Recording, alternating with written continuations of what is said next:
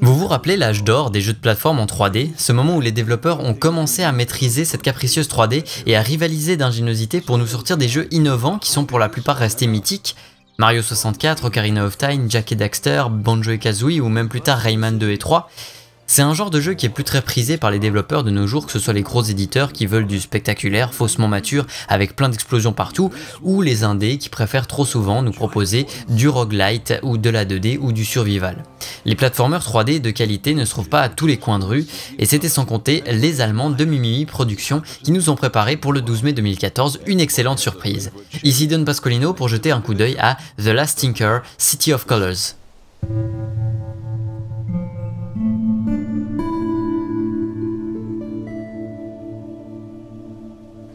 The Last Tinker nous propulse dans Coulorville, un monde fait de carton et de papier mâché dans lequel on va incarner Kourou, une sorte de petit singe humanoïde, et on découvrira donc qu'il a quelque chose de spécial, ce qui l'aidera bien dans son aventure. Coulorville est attaqué justement par une force maléfique appelée la grisaille, qui fait disparaître les couleurs de la ville et ses habitants. Si au départ le pitch peut sembler assez simpliste, convenu et enfantin, on découvre vite qu'il reste très sympathique, notamment parce qu'il est écrit avec humour et qui couvre aussi un certain nombre de sujets intéressants, de manière souvent assez subtile et avec justesse, et surtout sans tomber dans la moralisation à outrance. Les personnages sont drôles, mignons et attachants et ont des personnalités variées. Même si The Last Tinker peut avoir l'air d'un jeu pour enfants, et c'est certain qu'il plaira aussi aux enfants, ça ne veut pas forcément dire qu'il est oversimplifié, immature ou bâclé, et il pourra plaire aussi aux plus grands. D'ailleurs, justement, le jeu propose plein de petites références et de clins d'œil subtils à l'univers des jeux vidéo, ou même à des films que les plus jeunes ne pourront pas comprendre. S'il y a quelque chose à reprocher au scénario et à la mise en scène, ce serait éventuellement le fait qu'aucun dialogue ne soit doublé. Les personnages produisent des sons assez rigolos quand on leur parle, mais rien de plus, et ça aurait pu ajouter un peu de personnalité peut-être, et ça aurait été plus agréable pour les plus jeunes joueurs qui n'ont pas forcément envie de beaucoup lire, d'avoir des voix qui lisent les dialogues, même s'il n'y a pas énormément de lecture non plus. Mais mis à part ça, l'écriture est travaillée justement, et la traduction est réussie parce que le jeu est traduit intégralement en français, donc ça pose pas un énorme problème. C'est clair qu'il faudra pas chercher la profondeur ou l'originalité absolue dans les dialogues, mais c'est pas ce qu'on lui demande. La direction artistique est le deuxième élément qui caractérise le soft. Vous l'avez sans doute remarqué, le style visuel est très original, coloré et mignon. Que ce soit pour le design des personnages ou celui des décors, c'est très joli à regarder. Ils ont pris le parti de créer un monde qui n'a pas l'air naturel, mais qui semble avoir été créé avec papier carton et peint à la main. À mon avis, c'est une excellente idée qu'ils ont eue parce que malgré peut-être un petit manque de détails et de variété du côté des éléments de décor, le style en lui-même est unique et bigarré, et ils se font parfaitement dans l'univers avec cette idée de créativité qui est aussi au centre du scénario. Je trouve ça particulièrement réussi jusqu'au character design qui, comme je l'ai dit, est super mignon et aussi recherché. Il y a 3 couleurs différentes dans le monde qui sont bleu, rouge et vert, et les personnages de chaque couleur ont souvent une personnalité qui est représentée autant au niveau de leur aspect visuel que de leur comportement, jusqu'à la symbolique même justement des couleurs.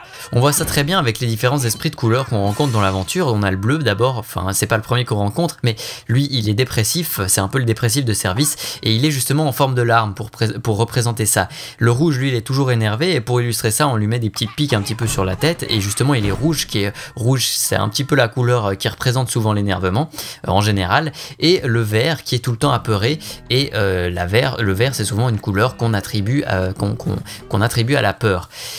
Du coup, tout ça est très bien retranscrit, et le seul caractère design que j'ai trouvé un petit peu en dessous du reste, ce serait celui de Kourou, justement, le personnage principal, celui qu'on incarne.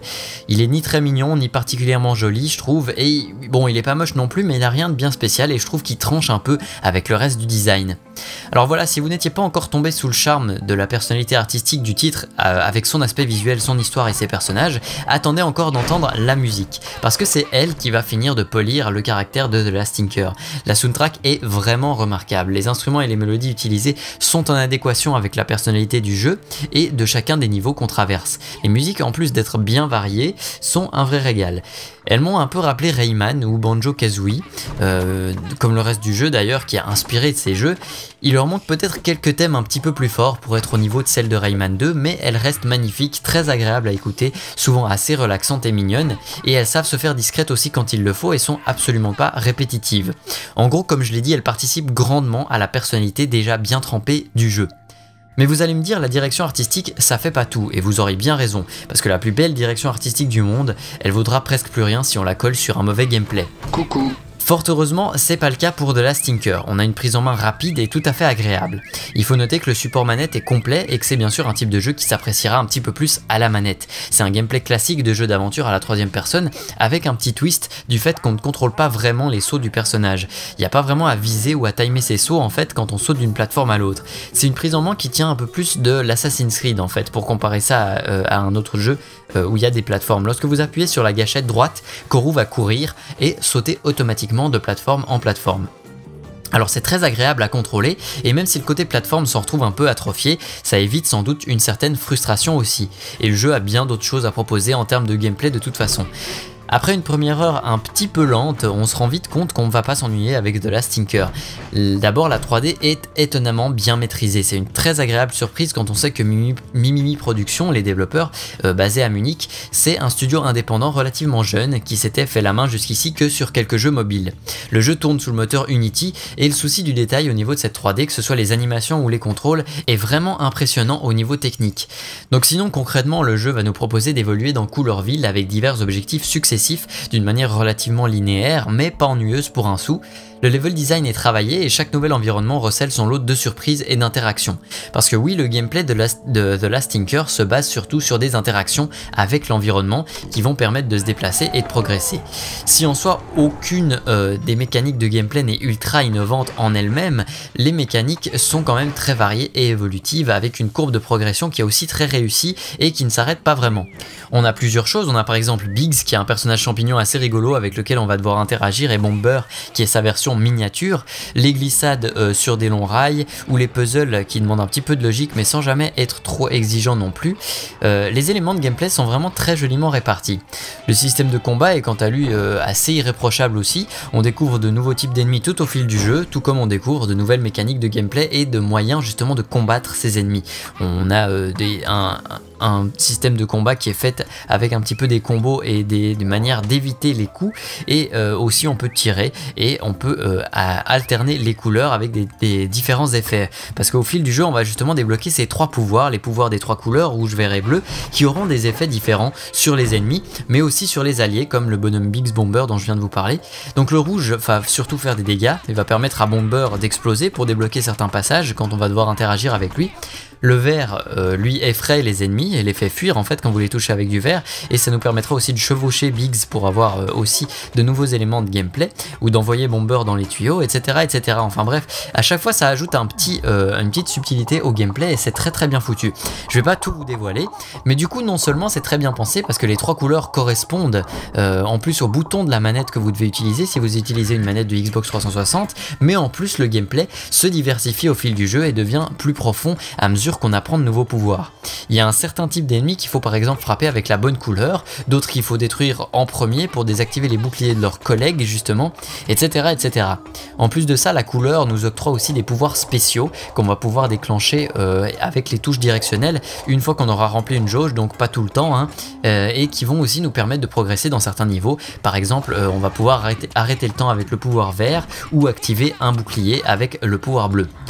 Ce serait trop long de lister toutes les mécaniques justement parce qu'ils se sont creusés la tête pour en mettre tout plein et en tout cas le résultat est à la hauteur de leur travail. Ce qui m'a plu c'est que je pensais qu'on allait se retrouver à court de nouvelles mécaniques assez tôt dans le jeu et qu'on devrait se contenter de celles qu'on avait déjà découvertes et les réutiliser encore et encore comme ça se fait souvent dans les jeux un petit peu pour enfants ou les jeux de plateforme, mais en fait non, tout au long du jeu on découvre de nouvelles choses et c'est ça qui est très réussi. Et même les mécaniques déjà découvertes, quand on doit les réutiliser, ils trouvent encore un moyen de le faire de manière différente à ce qu'on avait fait avant ou de les rendre un petit peu plus compliqués éventuellement à appréhender pour ne jamais lasser le joueur et franchement c'est réussi.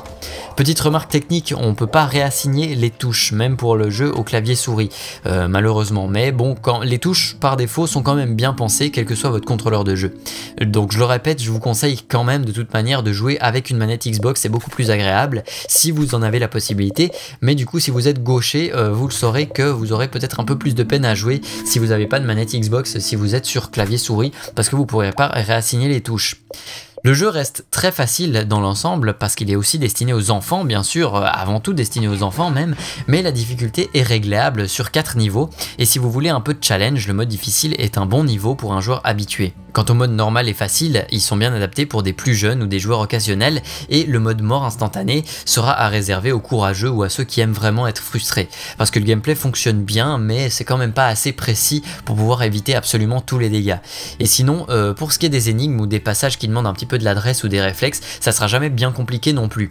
Du coup, côté durée de vie, on se situe autour des 5 à 7 heures de jeu, selon le mode de difficulté et le niveau du joueur, et selon sa volonté à trouver tous les petits pinceaux à collectionner qui vous permettent de débloquer des artworks de développement et des modificateurs de jeu originaux, comme le mode grosse tête par exemple, ou le mode miroir.